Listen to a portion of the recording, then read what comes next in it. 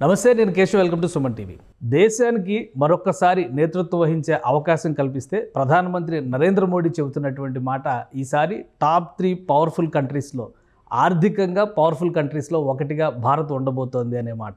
అయితే మనకున్నటువంటి అనేక ప్రాంతాలు, భాషలు, రకరకాల వైరుధ్యాలు, వీటన్నిటిని అధిగమించి ఒక జాతిగా నిలబడడానికి టాప్ 3 నేషన్స్లో మనకు తగిన స్థాయిలో గౌరవాన్ని దక్కించుకోవడానికి ఎంతవరకు అవకాశాలు ఉన్నాయి? కేంద్ర ప్రభుత్వం ఈ దిశగా వేస్తున్నటువంటి అడుగులు ప్రజలకు అందే దిశగా నడుస్తున్నాయా?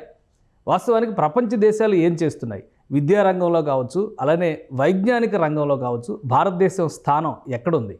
మన విద్యా బోధన విషయంలోనే అనేక అభ్యంతరాలు లేవనెత్తుతున్నటువంటి తరుణంలో ఇప్పుడు ఒక కొత్త సొల్యూషన్, ఒక పరిష్కారాన్ని సూచించేటువంటి ప్రయత్నం జరుగుతుంది. దాని గురించి విశ్లేషించేటువంటి ప్రయత్నం చేద్దాం. మనతో పాటు ఉన్నారు డాక్టర్ బుద్ధా చంద్రశేఖర్ గారు, AICTE national chief coordinating officer, అలానే అనువాదిని అనే ప్రోగ్రామ్కి సిఇఓగా కూడా వ్యవహరిస్తున్నారు. ఇది కేంద్ర ప్రభుత్వ విద్యాశాఖకి సంబంధించినటువంటి, మానవ వనరుల శాఖకి సంబంధించినటువంటి ప్రత్యేక విభాగాలు. ఈ సేవలు చేయడం ద్వారా దేశం మొత్తాన్ని ఒక తాటిపైకి తీసుకొచ్చేటువంటి ప్రయత్నాలు ఎంతవరకు సఫలీకృతం అవుతాయి? ఒకసారి ఆయనతోనే మాట్లాడదాం. తాకట్టులో ఉన్న బంగారాన్ని విడిపించి ఆ రోజు ఆన్లైన్ రేటుకే మేము కొంటాం. Sharma gold company. నమస్తే బుద్ధా చంద్రశేఖర్ గారు. ఏంటి ఈ ప్రోగ్రామ్స్ కానీ ఇవన్నీ కూడా టెక్నికల్గా మాట్లాడడానికి చాలా విషయాలు ఇందులో ముడిపడి ఉండొచ్చు, కానీ ప్రధానమంత్రి చెబుతున్నటువంటి మాట మాత్రం ప్రజల మనసుల్ని నేరుగా తాగుతుంది. దేశం పురోగమిస్తుంది, అలానే ప్రపంచ దేశాల్లో టాప్ 3 నేషన్స్లో ఒకటిగా మనం నిలుస్తాం. అసలు ఇది సాధ్యమయ్యేటువంటి లక్ష్యమేనంటారా? ఖచ్చితంగా అండి. ఇప్పుడు మీరు చూసుకుంటే కనుక అభివృద్ధి చెందిన దేశాల్లో ఎకనామికల్ సిటీస్ కొన్ని బ్లాక్స్ ఉంటాయి. ఈ బ్లాక్స్ మీరు 10 సంవత్సరాల క్రితం ఇప్పుడు చూసుకుంటే కనుక చాలా పెరిగాయి. అదేవిధంగా ఒక ఎకనామీ స్టార్ట్ అయింది అంటే ఒక దగ్గర దాని తాలూకా ట్రేడింగ్, దాని తాలూకా వ్యవస్థ, ఇన్ఫ్రాస్ట్రక్చర్, ఇవన్నీ కూడా ఇప్పుడు మనము ఆల్రెడీ దేశంలో దగ్గర 50 నుంచి 60 క్లస్టర్స్ తయారు చేసాం. ఈ 10 సంవత్సరాల్లో జరిగిన క్లస్టర్స్ చాలా ఎక్కువ పెరిగి. సో ఇటువంటి క్లస్టర్స్ అనేవి తయారు చేయడం చాలా ఇంపార్టెంట్ అండి. అందుకే నీతి ఆయోగ్ వాళ్ళు ఏం చేశారని అంటే ఇటువంటి క్లస్టర్స్ని ఐడెంటిఫై చేసి ఇటువంటి క్లస్టర్ని డెవలప్ చేయడం స్టార్ట్ చేశాం. సో ఈ క్లస్టర్స్ వల్ల ఏం జరుగుతుందంటే పల్లెటూరు నుంచి ప్రజలు సిటీస్కి రావాల్సిన అవసరం లేకుండా సిటీస్ని ఎక్స్పాండ్ చేసుకుంటూ వెళ్తూ పారిశ్రామిక అభివృద్ధి, అదే విధంగా జాబ్ ఆపర్చునిటీస్ ఎలా ఇంక్రీజ్ చేయాలి, ఒక విద్యార్థి తాలూకా స్కిల్స్ ఎలా ఇంప్రూవ్ చేయాలి, అదేవిధంగా ఒక పల్లెటూరులో అగ్రికల్చర్ దీని తాలూకా అవుట్పుట్ ఎలా పెంచాలి. ఎందుకంటే మన దగ్గర క్రాప్ ప్రొడక్షన్లో 45% క్రాప్ ప్రొడక్షన్ వేస్ట్ అయిపోయేది. ఈ లాస్ట్ 9 ఇయర్స్లో మీరు చూసుకుంటే కనుక క్రాప్ ప్రొడక్షన్ వేస్టేజ్ 12%కి తగ్గింది. ఏం చేసాము అంటే గోడౌన్స్ పెంచాం, కోల్డ్ స్టోరేజెస్ పెంచాం. అంటే ఇవన్నీ కూడా ఏంటంటే అగ్రికల్చర్ ఇన్ఫ్రాస్ట్రక్చర్స్. మీరు చూసుకుంటే కనుక భారతదేశం ఒకనొక టైంలోని ఓన్లీ వ్యవసాయ ఆధారిత కంట్రీ, ఆ తర్వాత స్లోగా టెక్నాలజీ సేవలు ఇచ్చే కంట్రీ కింద. ఇప్పుడు టెక్నాలజీ సేవలు ఇస్తూ ఒకవైపు, వేరే వైపు అగ్రికల్చర్ ప్రొడక్షన్ కూడా ఇంప్రూవ్ చేసుకుంటూ మనము రెండింటిని సమతుల్యం చేసుకుంటూ ఈ 5 ట్రిలియన్ వైపు దూసుకెళ్తుంది భారతదేశం. దీంతో ఒకటి, దేశంలో ఇప్పుడున్నటువంటి ప్రాంతాలు, రాష్ట్రాలు, 29 రాష్ట్రాలు, కేంద్రపాలిత ప్రాంతాలు, ఒకరికొకరికి అర్థం కానటువంటి పరిస్థితులు, భాష విషయంలో ముఖ్యంగా ఒక ప్రాపర్ కమ్యూనికేషన్ మెకానిజమే లేదు ఈ దేశంలో అనేటువంటి అభిప్రాయం ఉంది. కొన్ని చోట్లయితే ప్రభుత్వాలు కూడా అందరికీ కూడా ఒక ప్యారలల్ లాంగ్వేజ్ ఉండాలి, భారతదేశాన్ని అనుసంధానించేందుకు ఒక భాష ఉండాలి, ఇటువంటి చర్చలు జరుగుతున్నాయి. సో ఎకానమిక్ గ్రోత్ అనేది ఈ వేరియేషన్స్ని ఏ విధంగా రూపుమాపుతుంది? దానికి ఉన్న మార్గాలు ఏంటి? ప్రతి భారతీయ భాష కూడా అద్భుతమైన వర్నాకులర్ లాంగ్వేజెస్ అండి. ఎవరి భాష వాళ్ళకి తల్లి లాంటిది. సో మనము ఇవన్నిటిని ఇంటిగ్రేట్ చేయలేం, కానీ టెక్నాలజీ వాడి దీని సొల్యూషన్ తీసుకురావచ్చు. ఎగ్జాంపుల్ నేను మీకు ఒక ఉదాహరణ చెప్తాను. నేను ఆ మధ్యలోని లండన్ ఒక క్లయింట్ దగ్గరికి వెళ్ళినప్పుడు అక్కడ దగ్గర ఒక షాప్ ఉంటే ఆ షాప్కి వెళ్ళాను. అక్కడ క్యాష్యూ నట్ కొంటే ఆ క్యాష్యూ నట్ తిన్న తర్వాత నాకు అర్థమైంది అది మన పలాస దగ్గర, శ్రీకాకుళం పలాస దగ్గర పండిన క్యాష్యూ నట్ అని. దానిపైన మేక్ ఇన్ చైనా అని రాసింది. సో అసలు ఇది మేక్ ఇన్ చైనాలో ఎలా పుట్టింది అని చెప్పి, పలాస అయితే చైనాలో లేదు కదా. సో చూస్తే అప్పుడు అర్థమైంది ఏంటంటే సప్లై చైన్ మేనేజ్మెంట్ మొత్తం వెనక్కి చూస్తే, మొత్తం రివర్స్ ఇంజనీరింగ్ చేసి చూస్తే పలాస నుంచి కొని దాన్ని పాలిష్ చేసి అక్కడ వాళ్ళు ప్యాకింగ్ చేసి వేరే దేశంలో అమ్ముతున్నారు. ఎందుకు? మన దగ్గర ఇక్కడ రైతుకి వేరే ఫారెన్ లాంగ్వేజ్కి రాకపోవడం, తెలుగు వరకు మాత్రం పరిమితం అవ్వడం. ఇప్పుడు ఇటువంటిది ఇదొక ఎగ్జాంపుల్. రెండో ఎగ్జాంపుల్ ఏమంటే ఒక పల్లెటూరులో మన దగ్గర భారతదేశంలో 80 నుంచి 80% మంది పల్లెటూరుల నుంచి, టైర్ 2 సిటీస్ నుంచి, టైర్ 3 సిటీస్ నుంచి, ట్రైబల్ ఏరియాస్ నుంచి వస్తుంటారు. వీళ్ళందరూ వాళ్ళ మాతృభాషలో చదువుకొని వస్తారు. సడన్గా అక్కడ నుంచి ఇంగ్లీష్ మీడియం ఎప్పుడైతే డిప్లొమా ఇంజనీరింగ్ కోర్సెస్ అన్నీ కూడా ఇంగ్లీష్ మీడియంలో ఉంటున్నాయి.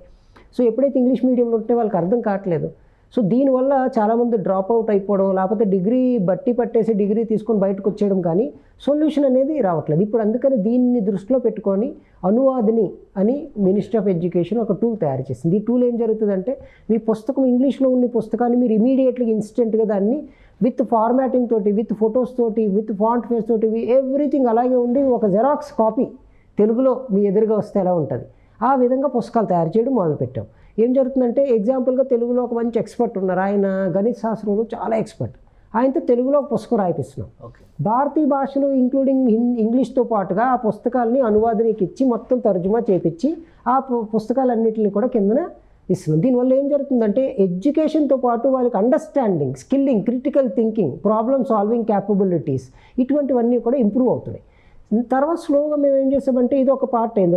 రెండోది, చాలామంది వాళ్ళ సొంతగా బ్లాగ్స్ రాయాలనుకుంటున్నారు, లేకపోతే చాలామంది వెబ్సైట్స్లో ఇచ్చేస్తుంటారు. ఇటువంటి వాళ్ళందరికీ వాళ్ళ సొంతగా రాసుకునే విధంగా, ఒకవైపు రాస్తుంటే ఇన్స్టెంట్గా ట్రాన్స్లేట్ అయిపోయి వచ్చేసే విధంగా ఇటువంటి టెక్నాలజీస్ చేసాం. ఆ తర్వాత ఇప్పుడు స్లోగా వెళ్ళి ఆడియో వీడియో టెక్నాలజీ స్టార్ట్ చేసాం. ఈ ఆడియో వీడియో టెక్నాలజీస్ వల్ల ఏమవుతుందంటే, ఎక్కడైతే మీరు ఎగ్జాంపుల్గా తీసుకుందాం, మీరు తెలుగులో మాట్లాడుతున్నారు, కానీ మీ టీవీ ఛానల్ తాలూకా ఫీడ్ వేరే ఉత్తరాదిలో హిందీ వాళ్ళు ఎవరో వినాలనుకున్నారు, అంటే వేరే భాషలో, ఆ భాషలో వినడానికి ఈ అనువాదినిలో మేము ఒక టెక్నాలజీ చేసాము, ఈ హై స్ట్రీమింగ్ టెక్నాలజీ. ఈ టెక్నాలజీలో ఏం జరుగుతుందంటే, ఇది స్ట్రైట్గా మీ టీవీ ఛానల్ని ఎలా తీసుకుని, ఇప్పుడు మనం జరుగుతున్న ఈ ప్రోగ్రామ్ నేను తెలుగులో మాట్లాడుతుంటే, మీరు తెలుగులో మాట్లాడుతుంటే, ఈ ప్రోగ్రామ్ మొత్తం వాళ్ళకి తమిళ్లోని, కన్నడలోని, హిందీలోని ఇన్స్టెంట్గా 2 సెకండ్స్ డీలలో వచ్చేసే విధంగా దీన్ని మేము పెట్టాం. దీనివల్ల ఏం జరుగుతుందంటే, ఒక ఎగ్జాంపుల్గా ఒక వ్యవసాయదారుడు ఉన్నారు అనుకుంటే, ఒక గ్రామంలో అందరూ కలిపి ఒక 100 టన్నుల క్వింటాల్లో బియ్యం పండించారు. ఇప్పుడు ఈ బియ్యాన్ని అక్కడ లోకల్లో ఉన్న వాళ్ళకి అమ్మితే తక్కువ లాభం వస్తుంది వీళ్ళకి. ఇప్పుడు ఈ బియ్యాన్ని వీళ్ళు మహారాష్ట్రలో ఉన్న ఒక వెండర్కి ఎక్కువ డబ్బులకు అమ్మవచ్చు. అంటే వీళ్ళు ఇక్కడ ఒక వీడియో తయారు చేసి, మా దగ్గర ఇలాగ 100 క్వింటాల బియ్యం ఉంది, దీన్ని మేము అమ్మాలనుకుంటామని ఒక చిన్న గొడవలన్నీ చూపించి తెలుగులో వీళ్ళ వీడియోతో పాటు పోస్ట్ చేసేస్తే, తెలుగులో అవతల వ్యక్తి వాళ్ళ మాతృభాషలో, తమిళ్లోని, కన్నడలోని, ఏ భాష అంటే పంజాబీలో, హిందీలో, ఏ భాష అంటే ఆ భాషలో విని, వాళ్ళు అక్కడ హిందీలో వాళ్ళ భాషలో మాట్లాడితే అది వీళ్ళు ఇక్కడ తెలుగులో విని, ఈ విధంగా ఒక ట్రేడ్ డిఫిషియన్సీని తగ్గించి ఒకరికొకరు బిజినెస్ చేసుకునే విధంగా, అంటే ఎకనామికల్ ఎంపవర్మెంట్ చాలా ఇంపార్టెంట్. సోషల్ ఎంపవర్మెంట్ ఎలాగైతే important, economical empowerment is also important. ఈ విధంగా పల్లెటూరులో ఉన్న వాళ్ళందరికీ కూడా ఈ టెక్నాలజీస్ వాడుతూ, చాలా సింపుల్ టెక్నాలజీ, మీరు దాని ముందుకెళ్ళి రికార్డ్ చేస్తే చాలు. మీరు మొబైల్ ఓపెన్ చేసి ఒక సింపుల్ రికార్డింగ్ ఎలాగైతే చేసి ఒక వీడియో తయారు చేస్తున్నారో, అనువాదినిలోకి వెళ్ళి మీరు ఆ రికార్డింగ్ అనే బటన్ క్లిక్ చేసి మీరు తెలుగులో మీరు అవసరం మాట్లాడుకుని ఏం చూపించాలో ప్రోడక్ట్ చూపిస్తూ, మీ సర్వీస్ చూపిస్తే ఆటోమేటిక్గా అవతల వాడు వాళ్ళు లాగిన్ అయినప్పుడు వాళ్ళ రిజిస్ట్రేషన్ లాంగ్వేజ్ ప్రకారం, వాళ్ళ మాతృభాష ప్రకారం వాళ్ళు విని వాళ్ళు మీతో కమ్యూనికేట్ చేసే విధంగా ఇటువంటి అద్భుతమైన సొల్యూషన్స్ మేము దీనిలోని మొత్తం బిల్డ్ చేసామండి. దీనివల్ల ఇక్కడే కాదు, ప్రపంచంలో ప్రొఫెషనల్ ఎడ్యుకేషన్ సిస్టంలో ఇప్పుడు ఉన్నటువంటి స్టూడెంట్, ముఖ్యంగా ఇంజనీరింగ్ కాలేజీలు, మెడికల్ కాలేజీలు, వాళ్ళకు కూడా ఉపయోగపడుతుందా, లేదా మార్కెట్ని దృష్టిలో పెట్టుకొని తీసుకుంటే? అంటే అసలు మేము తయారు చేసిన ఎడ్యుకేషన్ కోసమని ఎగ్జాంపుల్గా చెప్తాను, ఒక ఆటోమొబైల్ ఇండస్ట్రీ భారతదేశంలో పెట్టాలనుకుంటున్నారు. అది ఒక పెద్ద జర్మన్ కంపెనీ. సో వీళ్ళు లక్షల కోట్లు పెట్టుబడి తీసుకొచ్చి పెడతారు, కానీ దీని తాలూకా రీసెర్చ్ మెటీరియల్ అంతా జర్మన్లో ఉంది. ఇప్పుడు మన పిల్లలు ఎవరైతే ఇక్కడ జాయిన్ అవ్వాలనుకున్నారో వాళ్ళకి జర్మన్ రాదు కదా, వాళ్ళకి మన మాతృభాషలు వచ్చు, లాంగ్వేజెస్ కూడా ఈ టూల్ ద్వారా చేసుకోవచ్చు, ట్రాన్స్లేట్ చేసి. So German language, French language, Spanish, Chinese, Japanese, ఏదైనా లాంగ్వేజ్ దానిలోని ఇంక్లూడింగ్ ఇంగ్లీష్ ఒకవైపు వేసి, నాకు ఇది తెలుగులో కావాలి అంటే మొత్తం అదంతా మెటీరియల్ అంతా ఇన్స్టెంట్గా ట్రాన్స్లేట్ అయిపోయి మీకు తెలుగులో మొత్తం విత్ ఫొటోస్తో పాటు ఎవ్రీథింగ్ విల్ గెట్ ట్రాన్స్లేటెడ్ వచ్చేస్తుంది. ఎగ్జాంపుల్ ఒక ఇమేజ్ ఉందనుకుందాం, ఆ ఇమేజ్ పైన కూడా ఉన్ని టెక్స్ట్ ఏదైతే జర్మన్ లాంగ్వేజ్లో వేరే లాంగ్వేజ్లో ఉందో అది మన మాతృభాషలోకి ట్రాన్స్లేట్ అయిపోయి మొత్తం మీ ముందుకి వచ్చేస్తాయి. దీనివల్ల మీరు జర్మన్ నేర్చుకోవాల్సిన అవసరం లేదు, ఆ మొత్తం లాంగ్వేజ్ మీ మాతృభాషలో ఇవన్నీ స్ట్రైట్గా వచ్చేస్తాయి. కానీ ఒకటి అంటే చంద్రశేఖర్ గారు, ఇప్పుడు జరుగుతున్నటువంటి డిస్కషన్స్ ఎక్కువగా ఇంత కష్టపడి ఈ టూల్స్ ఉపయోగించడం కంటే నేరుగా అసలు ప్రైమరీ ఎడ్యుకేషన్ నుంచే ఇంగ్లీష్ నేర్చుకుని ఇంగ్లీష్ మీడియంలోకి వెళ్ళిపోతే ఇవన్నీ చాలా, ఈ నాలెడ్జ్ అంతా కూడా మన కరతల మలకం అంటారు కదా, మన అరచేతిలో ఉండేటువంటి అస్త్రంగా మారే అవకాశం ఉంటుందని అభిప్రాయం ఉంది కదా. మరి మీరంతా ఈ కసరత్తు చేయడం వల్ల ఉపయోగం ఏంటి? ఎందుకంటే అండి, ఒక రాంగ్ పర్సెప్షన్ ఏంటంటే ఇంగ్లీష్లోనే అన్నీ ఉన్నాయి. యాక్చువల్గా మీరు చూసుకుంటే కనుక మోస్ట్ ఆఫ్ ద పేటెంట్స్ ఏవైతే ఫైల్ అయ్యాయో అవి జర్మన్, ఫ్రెంచ్లో ఉన్నాయి, స్పానిష్లో ఉన్నాయి, చైనీస్లో ఉన్నాయి, జపానీస్లో ఉన్నాయి. అంటే మెయిన్ మెటీరియల్ ఏదైతే ఒక ప్రోడక్ట్ని తయారు చేయాలో ఈ ప్రపంచంలో దానిలో ఎక్కువ మెటీరియల్ నాన్ ఇంగ్లీష్లో ఉంది. చాలామందికి తెలియని విషయం. మనం ఏమనుకుంటాం అంటే ఓన్లీ అమెరికాని చూసి ఇంగ్లీష్లో అన్నీ ఉన్నాయని ఒక భ్రమలో మన భారతీయులు ఎక్కువ మంది ఉంటారు. కానీ యాక్చువల్గా ఇవన్నీ నాన్ ఇంగ్లీష్ ఫార్మాట్స్లో ఉన్నాయి. ఎక్కువ పేటెంట్స్ జర్మన్స్ ఆటోమొబైల్ ఇండస్ట్రీ తీసుకుందాం అంటే ఎక్కువ జాబ్ ఆపర్చునిటీస్ వచ్చేది ఆటోమొబైల్ ఇండస్ట్రీస్లో. ఒక కారుని తయారు చేయాలనుకుందాం, దాన్ని తయారు చేయాలంటే 3200 కాంపోనెంట్స్ కావాలి. ప్రతి కాంపోనెంట్కి దానికి ఒక ఎస్ఓపి, ఒక స్టాండర్డ్ ఆపరేటింగ్ ప్రొసీజర్ ఉంటుంది. ఆ మెటీరియల్స్ అన్ని జర్మన్లో ఉన్నాయి, లేకపోతే అది స్పానిష్లో ఉన్నాయి, అతి తక్కువ ఇంగ్లీష్లో ఉన్నాయి. ఇంకా కొన్ని వేరే ప్రోడక్ట్స్ ఏవైతే ఉన్నాయో ఇటువంటి ప్రోడక్ట్స్ అన్నీ చైనీస్లో జపానీస్లో ఉన్నాయి, ఎక్కువ జపానీస్లో ఉన్నాయి. ఇప్పుడు ఈ లాంగ్వేజ్లో నుండి మనం ఈజీగా మన మాతృభాషలో తర్జుమా చేసుకొని చేయొచ్చు. English is a business communication language which is important. We are not saying no. Government of India కూడా ఏం చెప్తుందంటే నేషనల్ ఎడ్యుకేషన్ పాలసీలో 3 లాంగ్వేజ్ ఫార్ములా పెట్టాం. అంటే మీ మాతృభాష, ఇంగ్లీషు, ఇంకో లాంగ్వేజ్. మీరు ఈ 3 లాంగ్వేజ్ తీసుకోండి. Any Indian language it's up to you. కానీ ఒక ఫారెన్ లాంగ్వేజ్ కూడా దాంతోపాటు నేర్చుకుంటే మంచిదే. కానీ మీరు అలా నేర్చుకోలేని పక్షులు ఇవి నేర్చుకున్నా ఈ అనువాదిని టూల్ లాంటి టూల్స్ యూస్ చేసి హ్యాపీగా మీరు ఆ మెటీరియల్స్ అన్ని ఇన్స్టెంట్గా ట్రాన్స్లేట్ చేసుకొని మీరు ఎగ్జాంపుల్గా అరబిక్లో ఏదో ఒకటి బ్యాంక్ ఫామ్ ఒకటి ఉందనుకుందాము. ఆ ఫామ్ అలాగే మనకి తెలుగులో డైరెక్ట్గా మీ ఎదురుగా వచ్చేస్తుంది. దీంతో పాటు ఇంకోటి కూడా మేము దీనిలో డెవలప్ చేసాం. చాలా అద్భుతమైన ఇది ఏంటంటే నిరక్షరాస్యులు ఎవరైతే ఉంటారో అంటే వాళ్ళకి చదవడం రాదు, రాయడం రాదు. ఇప్పుడు ఇటువంటి వాళ్ళు ఏ విధంగా ఒక ఫామ్ ఫిల్ చేస్తారు? ఎగ్జాంపుల్గా ప్రధానమంత్రి గారు డబ్బులు ఇవ్వాలనుకున్నారు, దానికి జన్ధన్ అకౌంట్ ఓపెన్ చేయాలి కదండి. ఇప్పుడు ఈ జన్ధన్ అకౌంట్ ఫామ్ ఇంగ్లీష్లో ఉంటుంది, వాళ్ళు ఎలా ఫిల్ చేస్తారు? ఇప్పుడు మేము ఇందులో ఒక టెక్నాలజీ ఏం చేసామంటే వాయిస్ బేస్డ్ కమాండ్స్తో మీరు వెళ్ళి అక్కడ చెప్తారు, మీ లాంగ్వేజ్ ఏంటో చెప్తారు, మన నా మాతృభాష ఇది అంటే ఆ ఫామ్ అంతా ఆ భాషలో మీకు క్వశ్చన్లు అడుగుతుంటారు, మీరు విని మీరు చెప్పేస్తుంటారు. చెప్తుంటే ఆటోమేటిక్గా ఏం చేస్తుంది అంటే అది మీ మాతృభాషలో మీరు అది మొత్తం మీరు చెప్తుంటే అదంతా టైప్ చేసుకొని వెళ్ళిపోతుంది. 46 నిమిషాలు అదే చేసేస్తుంది. మీరు ఎక్కడ టైప్ చేయాలి, ఎందుకంటే ఒక మొబైల్లోని ఇప్పుడు దాన్ని ఓపెన్ చేశారు మీరు ఫామ్, మొబైల్లో టైపింగ్ చేయడం చాలా కష్టం కదా. ఇదేం చేస్తుంది అంటే మొత్తం మీరు చెప్పుకొని వెళ్ళిపోతుంటారు, అది అలా చేసుకుంటూ టైప్ అయిపోతుంటారు. మీరు మాట్లాడుతుండడమే 46 నిమిషాలు కంటిన్యూస్గా మాట్లాడవచ్చు. ఇటువంటి అడ్వాన్స్డ్ టెక్నాలజీ ఇప్పటివరకు ప్రపంచంలోని వాయిస్ ఎనేబుల్ సిస్టమ్స్ 12 నిమిషాలే మాట్లాడగలరు. కానీ మనం భారతదేశం మన సొంతది, మన మేక్ ఇన్ ఇండియా దీనిలోని మనము 46 నిమిషాలు కంటిన్యూస్గా మాట్లాడిన తీసుకునే విధంగా ఇన్స్టెంట్గా వేరే లాంగ్వేజ్లో ట్రాన్స్లేట్ అయ్యే విధంగా. ఎగ్జాంపుల్ అనుకుందాం, మీరు తెలుగులో మాట్లాడారు, ఒక నేనే అనుకుందాం, నేను ఒక నిరక్షరాస్యుడిని, ఒక చిన్న కృష్ణా జిల్లాలో ఒక చిన్న గ్రామంలో రైతుని, నాకు చదవడం రాదు, రాయడం రాదు. నేను చక్కగా ఈ ఫామ్లో విన్నాను, నా పేరు ఏంటంటే నా పేరు చెప్పాను, నా గ్రామం పేరు చెప్పాను, నా ఇది చెప్పాను, ఎంతమంది ఉంటున్నారు నా ఇంట్లో చెప్పాను, నా ఆర్థిక పరిస్థితి ఏంటో చెప్పాను, వివరించాను, సబ్మిట్ చేస్తాను, తెలుగులో అయిపోయింది. కానీ ఆఫీసర్ ఎవరైతే ఢిల్లీలో కూర్చొని ఉన్నారో ఆయన తెలుగు రాదు.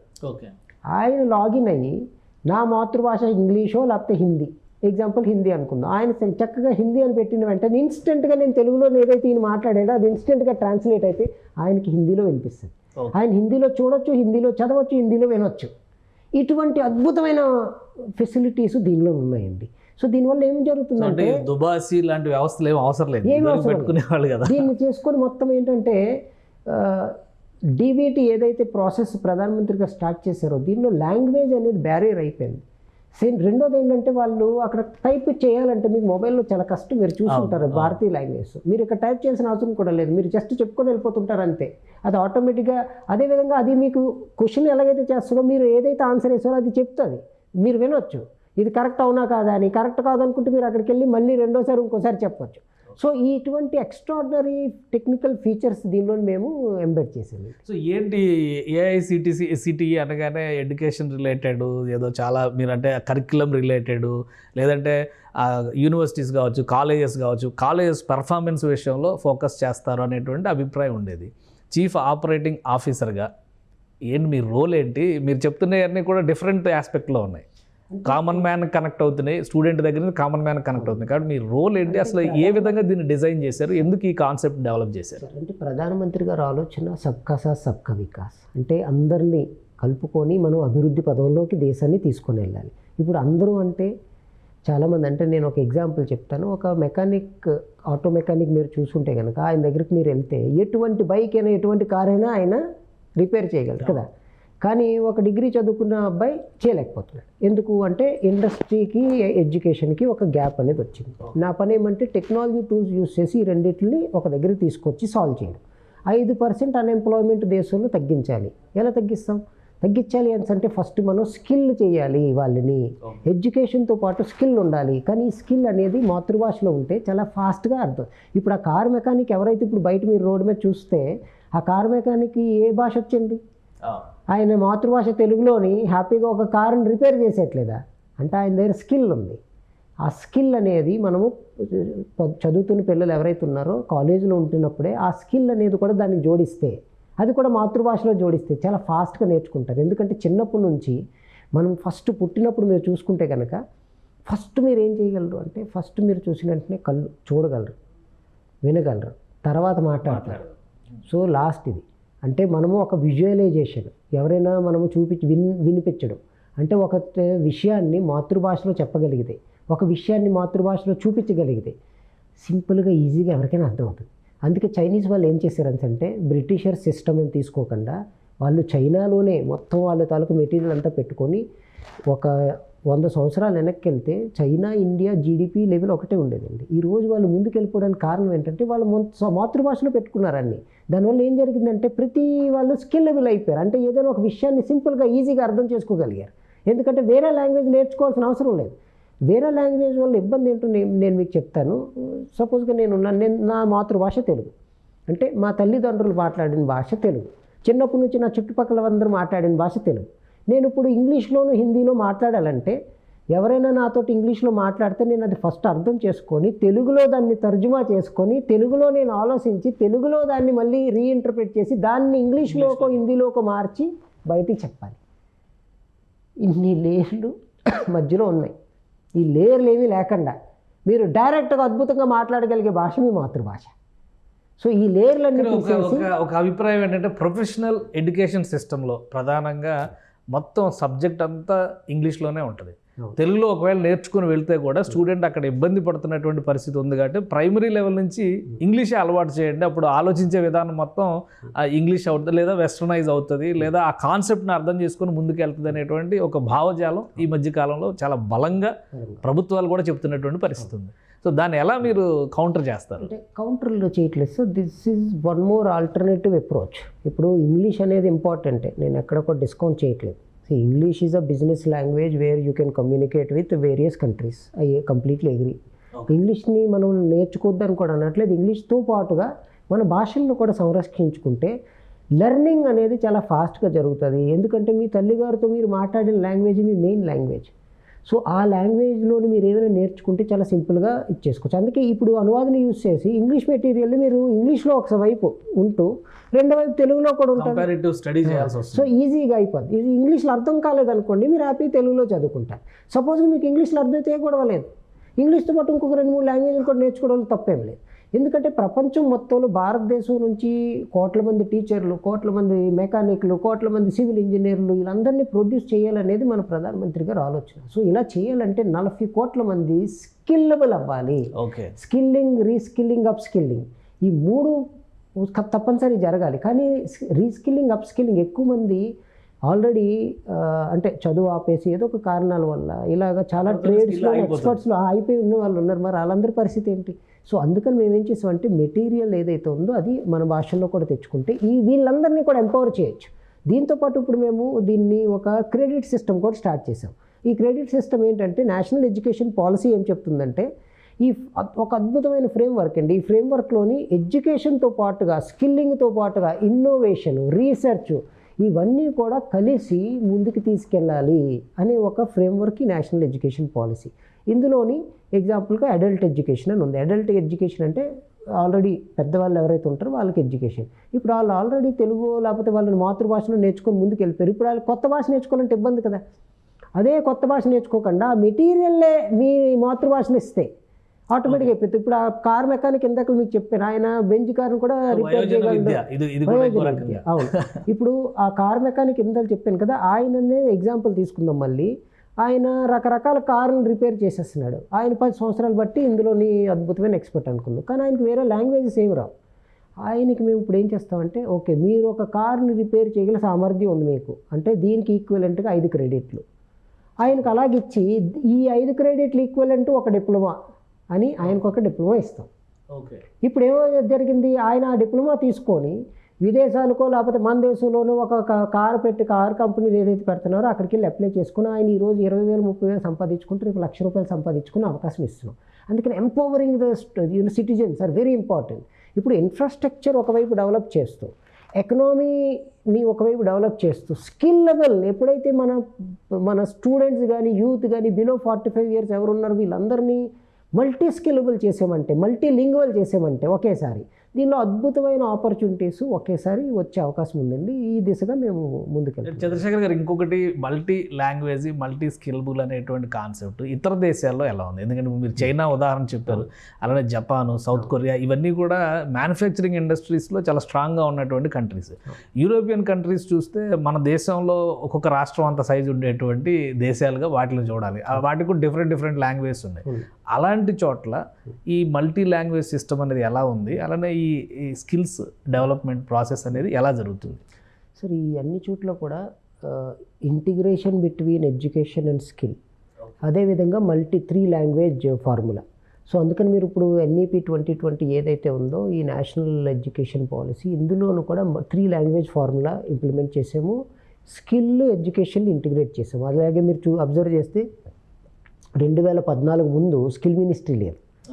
మాని ప్రధానమంత్రి గారు స్కిల్ 40 కోట్ల మందిని స్కిల్ చేయాలి అని చెప్పి స్కిల్ మినిస్ట్రీని పెట్టి, ఇప్పుడు దాని త్రూ మొత్తం స్కిల్ ఇండియా అనే ఒక ఇనిషియేటివ్ తోటి దేశంలో ఉన్న 8th స్టాండర్డ్ ఫెయిల్ అయిన స్టూడెంట్ దగ్గర నుంచి, లేకపోతే 8th స్టాండర్డ్ స్టూడెంట్ దగ్గర నుంచి ప్రతి వాళ్ళకి కూడా స్కిల్లింగ్. మీరు చూస్తే నేషనల్ ఎడ్యుకేషన్ పాలసీలో ఇంకో అద్భుతమైన ఒక ఇదే ఏం పెట్టామంటే, ఎగ్జాంపుల్గా ఒక student 8th standard 9th standard student ఉన్నాడు, ఆయన ఇల్లు కొంచెం దగ్గరలోనే ఉంది. ఆయనకి మీ స్టూడియోలోకి వచ్చి ఇక్కడ ఒక ఎడిటింగ్ ఎలా చేస్తారు, ఒక ఫిల్మింగ్ ఎలా చేస్తారు నేర్చుకోవాలని ఉంది. ఆ స్టూడెంట్ మీ దగ్గరికి వచ్చి ఇక్కడ వొకేషనల్ కోర్స్ కింద ఇంటర్న్షిప్ చేసి ఆయన అవన్నీ కూడా నేర్చుకొని మీ దగ్గర నుంచి ఒక సర్టిఫికేట్ తీసుకొని గవర్నమెంట్కి ప్రొడ్యూస్ చేస్తే ఆయనకి మేము ఒక 2 పాయింట్లు 3 క్రెడిట్ పాయింట్స్ ఇస్తాం. ఇలాగ అవన్నీ ఫ్రేమ్ చేసుకొని ఆయన అవన్నీ కలిపి ఒక డిగ్రీయో ఒక డిప్లొమాకో ఈక్వలెంట్ చేసి ఇది ఇక్కడిక్కడ పలానా చోట ఆయన స్కిల్ అయ్యాడు. ఎందుకంటే మీరు అమెరికాలో కానీ ఉంటుంటే అమెరికాలో ఏం జరుగుతుందంటే, ఏదైనా వస్తువు మీరు కొన్నారనుకోండి, డూ ఇట్ యువర్ సెల్ఫ్ అని వాళ్ళు అన్ప్యాక్ చేసి అవన్నీ ఒక దగ్గర ఇలా కంప్రెస్ చేసి మీకు పంపిస్తారు. మీ పని ఏంటంటే అవన్నిటిని ఇంటిగ్రేట్ చేసుకోవాలి. అంటే మీ దగ్గర బేసిక్ స్కిల్స్ ఉండాలి కదా. అందుకని మీరు చూస్తే అమెరికాలో average education below 10th standard. వాళ్ళు ఇంగ్లీష్ మాట్లాడగలరు కానీ ఎడ్యుకేషన్ సిస్టమ్ చాలా తక్కువ. కానీ స్కిల్ ఇంగ్లీష్ కాబట్టి ఇంగ్లీష్ కానీ ఎడ్యుకేషన్ క్వాలిఫికేషన్ చాలా తక్కువ. మన Chinese Indian students higher education qualification hire qualifications ఉంటారు అమెరికాలో. అయితే ఇప్పుడు కానీ స్కిల్లబుల్ ఒక స్కిల్ అంటే ఒక టీవీ ప్రాబ్లం వచ్చింది, they know how to repair.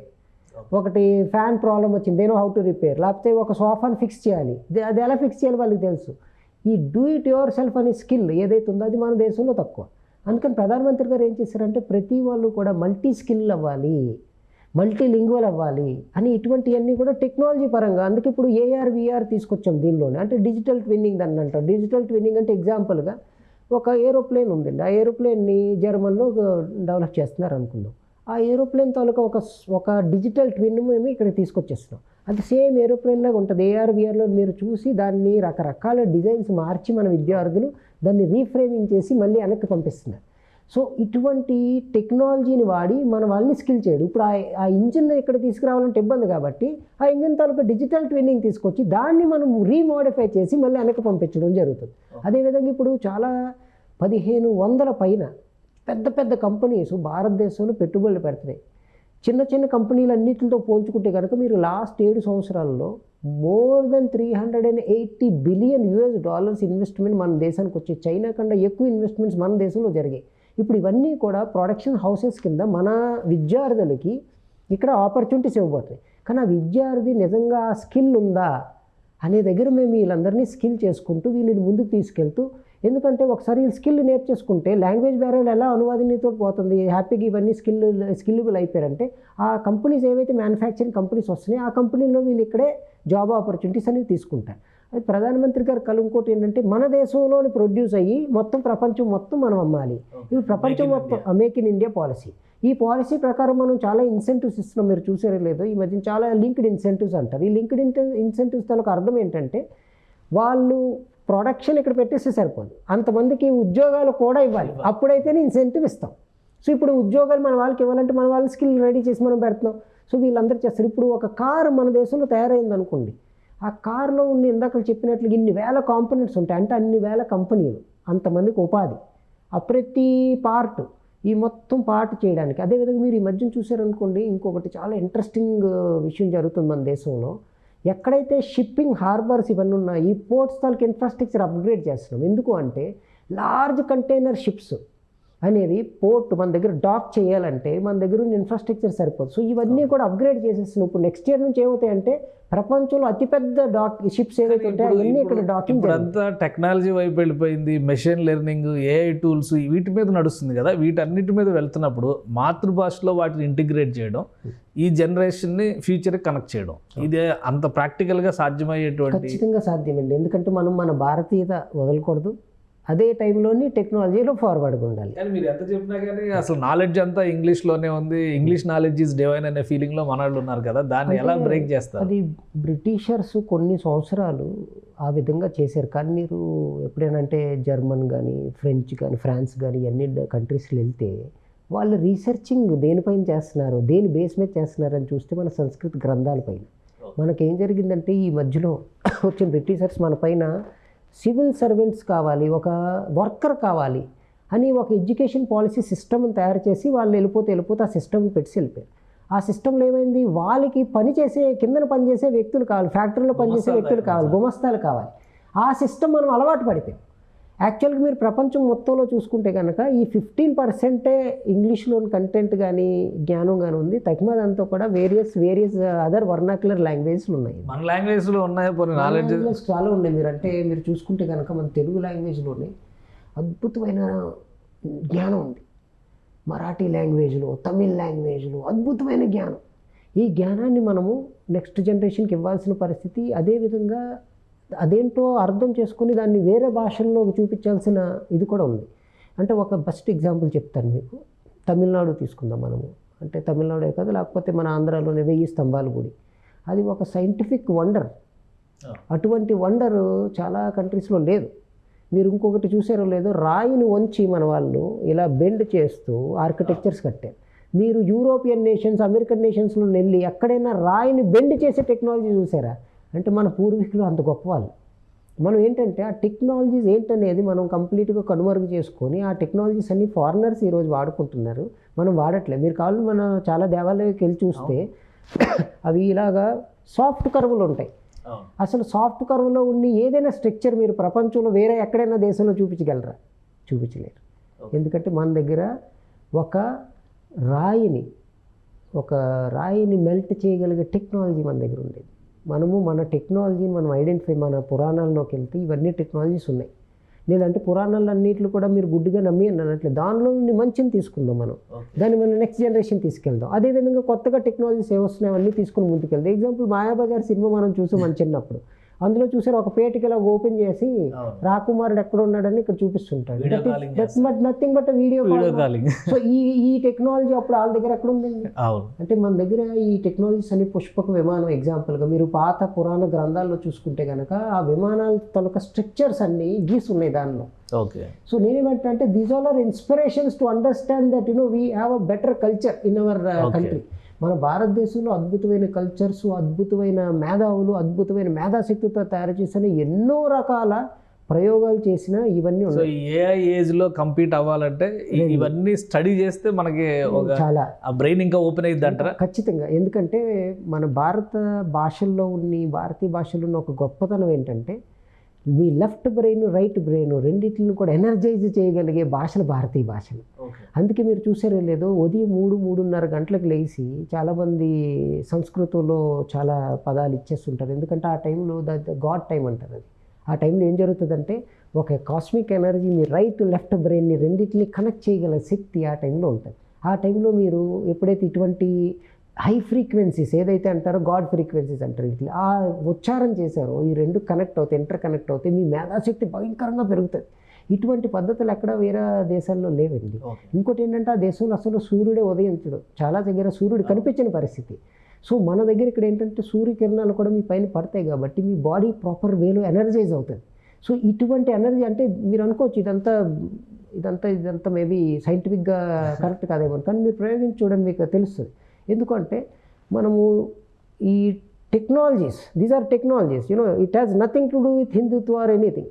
ఈ టెక్నికల్ ఇన్నోవేషన్స్ పూర్వీకులు ఆల్రెడీ చేసి మన రైట్ లెఫ్ట్ బ్రెయిన్ని రెండింటిని ఎంపవర్ చేసి రెండింటిని ఇంటర్కనెక్ట్ అయ్యే విధంగా చేశారు. అందుకే మీరు అబ్జర్వ్ చేశారు లేదు, భారతీయుడు ఎక్కడికి వెళ్ళినా బతికేయగలడు, ఎటువంటి పరిస్థితుల్లోనూ బతికేయగలడు. ఎందుకు అంటే ఆయన బ్రెయిన్ ఆల్రెడీ 10,000 20,000 సంవత్సరాల నుంచి మన పూర్వీకుల నుంచి వైరింగ్ అయిపోయి వచ్చింది. ఇది అద్భుతమైన శక్తి ఉంది బ్రెయిన్ మంది. ఈ బ్రెయిన్ ఏం చేస్తుంది అంటే ఎక్కడికి వెళ్ళినా ఏ ప్రాబ్లం వచ్చినా దాని ప్రాబ్లం తాలూకా సొల్యూషన్ కనిపెట్టగలిగే బ్రెయిన్ భారతీయులు బ్రెయిన్. అందుకని మీరు జర్మన్ యూనివర్సిటీస్లో, ఫ్రాన్స్ యూనివర్సిటీలో, స్పానిష్ యూనివర్సిటీలో చూస్తే వాళ్ళు మన గ్రంథాలు ఏవైతే సంస్కృతంలో రాశారో ఆ గ్రంథాలన్నీ తీసుకెళ్ళి వాళ్ళ భాషలో తర్జుమా చేసుకుని దాన్ని టెక్నాలజీ కింద అక్కడ నేర్పిస్తున్నారు. ఓకే, ఇంకొకటి ఇప్పుడు ఉన్న యూనివర్సిటీస్ మనం చూసి ఇప్పుడు హైదరాబాద్లో ఉన్నాం, నిజాం ఉస్మానియా యూనివర్సిటీకి సంబంధించి నిజాం రాజ్యంలో కూడా ఉర్దూ ట్రాన్స్లేషన్తోనే బోధన జరగాలి అనేటువంటి అనువాదం చేసి మరీ బోధన చేసినటువంటి వ్యవస్థ. ఇప్పుడు మీరు ఆ సమస్యను చాలా వరకు పరిష్కరించేశారు అనువాదినితో. సో ఫ్యూచర్ జనరేషన్స్కి నేషనల్ ఎడ్యుకేషన్ పాలసీని అమలు చేయాలంటే ఈ అనువాదిని లాంటి ప్రక్రియలు ఉపయోగించడం, మెషిన్ లెర్నింగ్ లాంటి ప్రాసెస్లు, ఇప్పుడు అడ్వాన్స్డ్ టెక్నిక్స్లో వాళ్ళని ఇన్వాల్వ్ చేయడం, వీటిని ఇంటిగ్రేట్ చేయడంలో కేంద్ర ప్రభుత్వం ఎలాంటి జాగ్రత్తలు తీసుకోబోతుంది? మేము దగ్గర 5 లక్షల మంది స్టూడెంట్స్ని ఆర్టిఫిషియల్ ఇంటెలిజెన్స్ పైన, సైబర్ సెక్యూరిటీ పైన, ఇటువంటి ఎమర్జింగ్ టెక్నాలజీస్ ఏమున్నాయో అవన్నీ కూడా స్కిల్లింగ్, అప్స్కిల్లింగ్, రీస్కిల్లింగ్ చేస్తున్నామండి. దీనివల్ల చాలా లాభాలు ఉన్నాయి. ఒక లాభం ఏంటంటే ఎక్కడైతే జాబ్ ఆపర్చునిటీస్ ఉన్నాయో ఆ టెక్నాలజీస్ అన్నీ మన మాతృభాషలో సింపుల్గా అర్థమయ్యే విధంగా వాళ్ళకి నేర్పిస్తున్నాం. దీనివల్ల వాళ్ళు స్టార్ట్ చేశారు ప్రోగ్రామ్స్ సొంతగా రాయడం. స్టార్టప్ ఇండియా, స్కిల్ ఇండియా, ఇవన్నీ ఇనిషియేటివ్స్ ఏం చేస్తున్నాయి అంటే ప్రతి స్టూడెంట్ని ఎంకరేజ్ చేస్తున్నాయి. అంటే మేము 5 లక్షలు 10 లక్షల రూపాయలు వాళ్ళకి పిల్లలకి మీరు సొంతగా కంపెనీలు పెట్టండి మీరు కాలేజీలు ఉన్నప్పుడే అని చెప్పి యుక్తి అని ఒక ఇది పెట్టాం. అంటే కాలేజీలో నుండి ఇన్ఫ్రాస్ట్రక్చర్ని యూజ్ చేసుకుంటూ కాలేజ్ వాళ్ళని కూడా దానిలో ఇన్వాల్వ్ చేసి ఒక స్టూడెంట్ కాలేజీలో ఉన్నప్పుడు ఒక కంపెనీ స్టార్ట్ చేసేయచ్చు. ఆయన విద్యార్థే కానీ ఒక కంపెనీ ఓనర్. సో ఇది ఏం జరుగుతుందంటే ఇలాగా దేశం మొత్తంలో జరుగుతున్న ఈ మొత్తం చర్నింగ్ ప్రాసెస్లో ఇంకొక 1-2 సంవత్సరాల్లోని దగ్గర ఇప్పుడే మనము 3rd ప్లేస్లోని ఉన్నాము మొత్తం ఓవరాల్గా స్టార్టప్ వరల్డ్లోని. ఇప్పుడు స్లోగా 1st 2nd ప్లేస్కి మనము వెళ్ళిపోతాం. అంటే ఇటువంటి ఆపర్చునిటీస్ అన్నీ కూడా మేము అక్కడ వాళ్ళకి ఇస్తున్నాము. ఇప్పుడు భాష అనేది కూడా దీనిలో తీసేస్తున్నాం కాబట్టి ఏ లాంగ్వేజ్ టు ఏ లాంగ్వేజ్ అయినా ఈజీగా అయిపోతుంది. దీంతోపాటు ఈ మధ్యన మేము కొన్ని యువ సంగమం అని పెట్టాం. అంటే ఎగ్జాంపుల్గా నార్త్ ఈస్ట్లో ఒక అబ్బాయి చదువుతున్నాడు అనుకుందాం, ఆయన ఏ రోజు సౌత్ ఇండియా రాలేదు. ఆయనకి ఇక్కడికి వచ్చి అసలు సౌత్లో ఎటువంటి ఫ్యాక్టరీస్ ఉన్నాయి, ఎలా ఉన్నారు, ఇక్కడ ఉన్న వాళ్ళతోటి వాళ్ళకి ఫ్రెండ్షిప్, స్టూడెంట్ ఎక్స్చేంజ్ ప్రోగ్రామ్ లాంటి. ఇక దేశం మొత్తం అందరూ వెళ్తున్నారండి. ఒక అద్భుతమైన ప్రోగ్రామ్. అంటే ఇవన్నీ ఫ్రూట్ఫుల్ అవడానికి ఎంత సమయం పట్టుద్ది? ఎందుకు నరేంద్ర మోడీ గారు ఈ టర్మ్ మేము అధికారంలోకి వస్తే నంబర్ 3 ఆల్రెడీ ఇప్పుడు 5th పొజిషన్ ఎకానమీ స్టేటస్లో ఇండియా 5th పొజిషన్కి వచ్చింది. ఏ బ్రిటన్ నుంచి అయితే స్వాతంత్రం తీసుకున్నా ఆ బ్రిటన్ వెనక్కి నెట్టి 5వ ప్లేస్కి వచ్చి నిజంగా ఇది ప్రతి భారతీయుడు గర్వపడేటువంటి సందర్భం. ఏ ధీమాతో ఆయన ఇంకొక టర్మ్ అవకాశం వస్తే నంబర్ 3లో ఉంటాం, అంటే టాప్ 3లో, వెదర్ ఇట్ ఈస్ 2 or 1 ఏదైనా కావచ్చు, ఖచ్చితంగా, బట్ 3rd పొజిషన్ అయినా అవ్వచ్చు. సో ఆయన ఏ కాన్ఫిడెన్స్తో అంటున్నారు ఈ ఎడ్యుకేషన్ సిస్టంలో వచ్చిన 3rd పొజిషన్కి నేను ఎప్పుడు ఇచ్చాను మీకు 100 మీటర్స్ రేస్లో ఎవరు గెలిచారంటే హుస్సేన్ బోల్ట్ అని మీరు చెప్తారు. సెకండ్ ఎవరు వచ్చారు, థర్డ్ ఎవరు వచ్చారు ఎవరికి తెలియదు. మనం ఎప్పుడు కూడా నెంబర్ 1కి ఏం చేయాలి, భారతదేశం నెంబర్ 1 పొజిషన్కి విశ్వగురువుకి 100% ఎలిజిబుల్ ఉంది దేశం. అద్భుతమైన దేశం, అద్భుతమైన యువశక్తి ఉన్న దేశం, అద్భుతమైన ప్రధానమంత్రి గారు ఉన్న దేశం. సో ఇప్పుడు ఈ పరిస్థితుల్లో ఆయన కాన్ఫిడెన్స్ కూడా ఏమంటే ఒక పిల్లవాడికి బెస్ట్ ఇవ్వాలి. మేము ఇప్పుడు స్టూడెంట్ లెవెల్కి కానీ, ఇప్పుడు ఇందాక చెప్పినట్లు అడల్ట్ ఎడ్యుకేషన్కి కానీ, లేకపోతే స్కిల్లింగ్కి కానీ, ఇవన్నిటికి విత్ ఇన్ఫ్రాస్ట్రక్చర్ ప్లస్ ఈ మధ్య మీరు చూసారో లేదో యూట్యూబ్లోని గోల్ తిరిగేది ఏం రావట్లేదు. 4G వరల్డ్, ఇప్పుడు 5Gకి వెళ్ళిపోతున్నాం.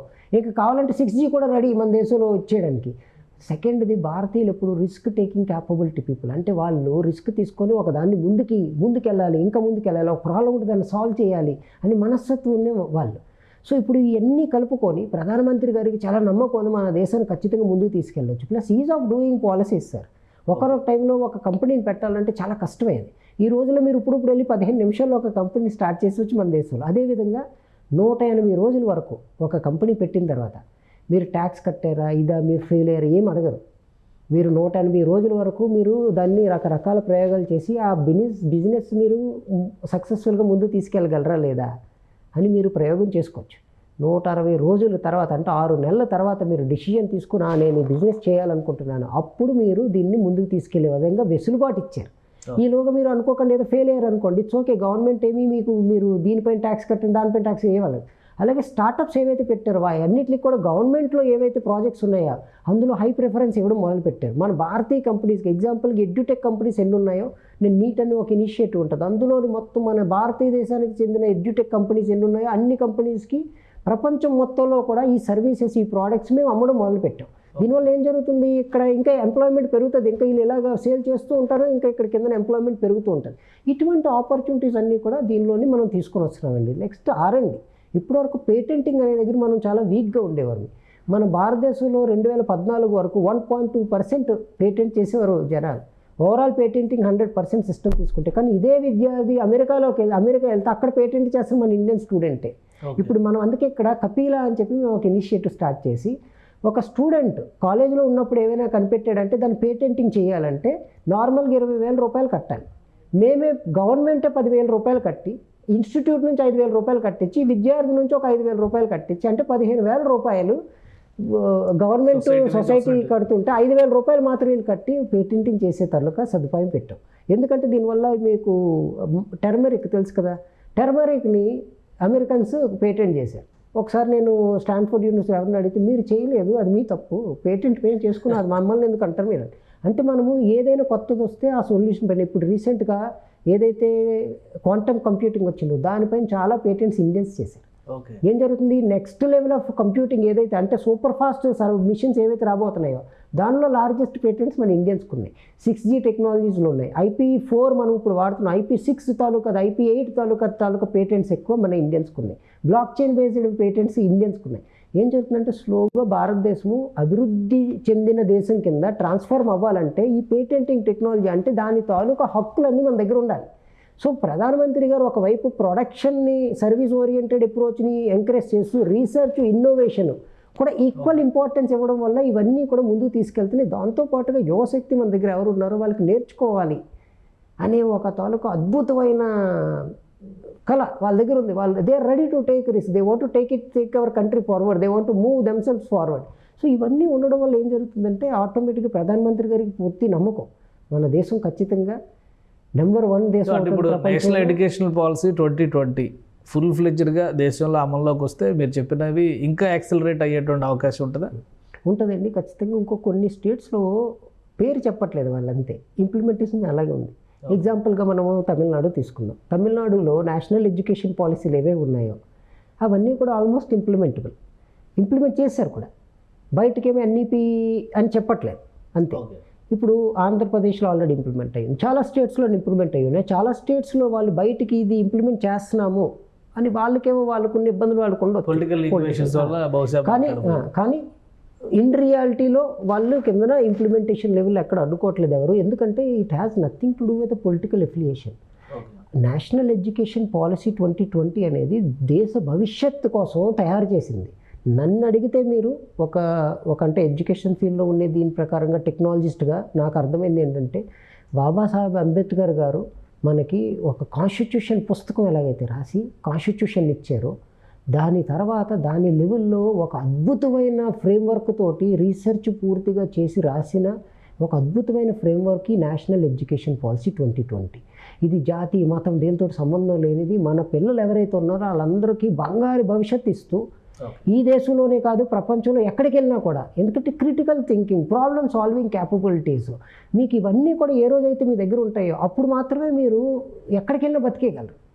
ఇటువంటి మల్టీ స్కిల్స్ ఇవ్వగలిగే క్యాపబిలిటీ మీకు డిగ్రీతో పాటుగా ఉండిన అద్భుతమైన ఫ్రేమ్వర్క్ నేషనల్ ఎడ్యుకేషన్ పాలసీ అండి. సో నాకు కంప్లీట్గా నమ్మకం ఉంది.